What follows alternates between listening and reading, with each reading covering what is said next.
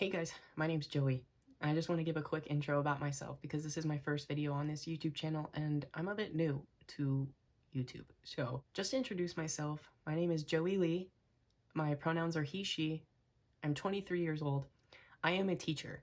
I'm a credentialed teacher. I just got my credential this past May, and I graduated from college in 2023 with a bachelor's in fine arts and painting. I'm also an artist, and I know that I'm really on paper a painter, but I am a multimedia artist. I make a lot of jewelry. I do a lot of different things in my life. I don't just stick to one medium. I'm a transmasculine lesbian, and sometimes people hear transmasculine and they think trans man.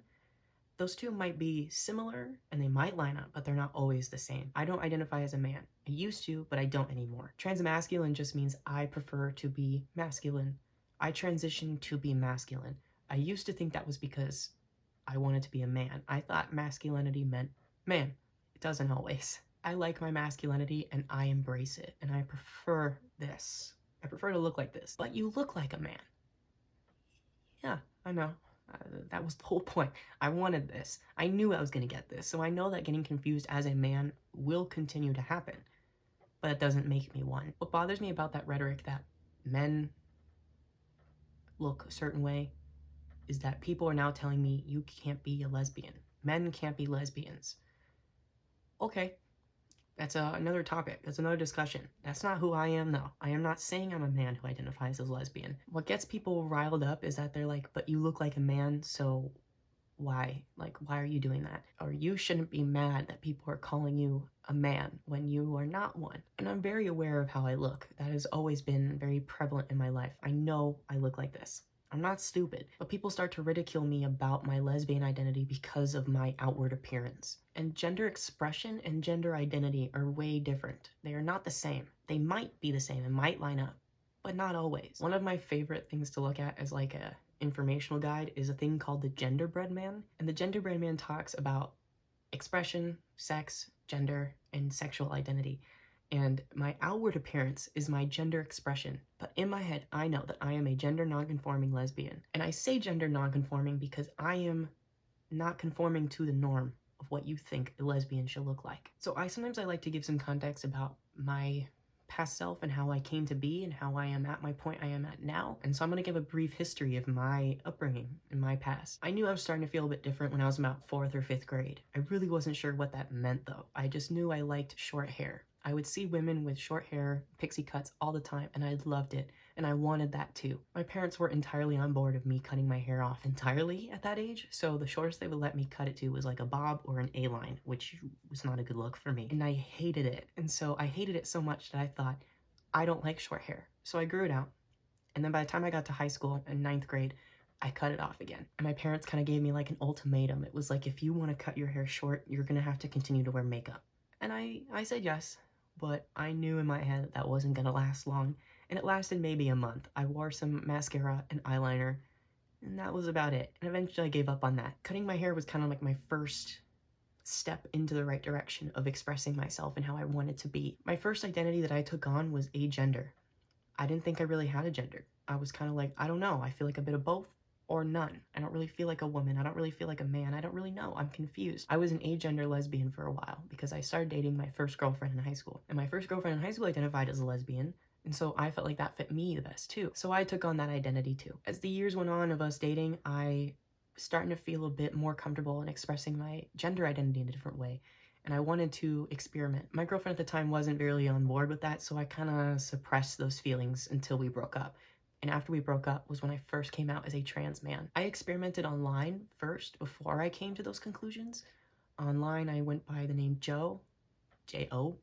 In my head, that was just feminine enough that people would listen to that and take it and not be too weirded out, but saying it out loud, it sounded like I'm an average Joe. I'm just Joe. In 2018, I finally came out to my friends and family as a trans man and was going by Joe. It was really rough with my family for a while. They didn't really entirely believe that I was trans. They thought it was a phase, as most people do. I was very young and it was very new and a bit scary to my family. They had told me that right before I went to college that I would not be able to go on hormones or get any surgery until after I graduated college. And I agreed, but as time went on, that started to change for me. I started to get really dysphoric and I really hated how my voice sounded. So I'm having ramen, and I'm not a huge ramen fan. I hate being lumped in with, hey ladies, come sit over here ladies, how are we doing girls? I did not appreciate that. I started to feel very dysphoric, and I could not live like that much longer. So Thanksgiving of 2020, I came home and I kind of sat my mom down and was just like, I need to go on hormones. She wasn't on board with it at that moment. And the next day when I left thinking, I'm gonna have to leave my family behind in order to do this, in order to be comfortable in myself. And my mom knew that too. And she sent me a letter just kind of being like, I understand, maybe not fully, but I don't want to lose you. So that following January, she and I agreed that I would go to a hormone specialist, someone who knows what they're doing in these concepts. She was seeing this person too for her own hormonal needs. And she said, I trust her, let's go to her. And so I said, okay. January of 2021, I officially started hormones. Now, the testosterone was a bit different than what people maybe think it was. I did not start on vial and shots first. I started with a topical cream that I applied to my arm.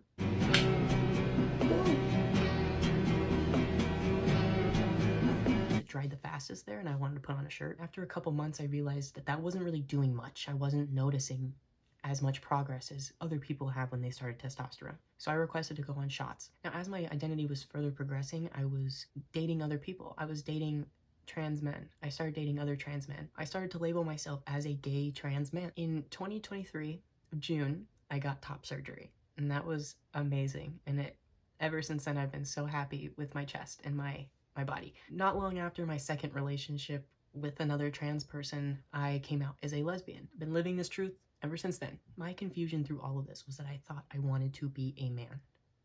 I don't.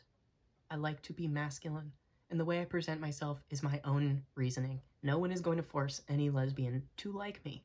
I know how I look, and I know that some people are not attracted to this, and that is so fine. I know that. My identity as a lesbian does not need to be validated by dating other lesbians. Queer people exist. Queer people date straight people all the time. Doesn't make them any less queer. A real thing that was said to me was another trans person saying, I am trans and I would not let my daughter use the same restroom as you. Whoa. I've never been told that by another trans person before, so it caught me really off guard. Whether you believe me or not in my lesbian identity, at the end of the day, I am still trans. I still transitioned.